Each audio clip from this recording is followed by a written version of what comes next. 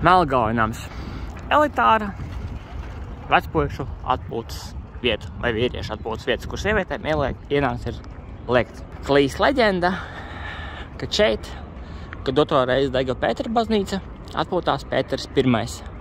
Un kad pacēlās jautājums, ar ko dzēst, un tuvākais bija Melngalnams ar savu vīnu pagrabiem, Pēters I ir aizliedzis dzēst ar vīnu, un dzēšanas darbi sākušās ar pienu viņa iniciatīvas dēļ. Bet tā ir leģenda.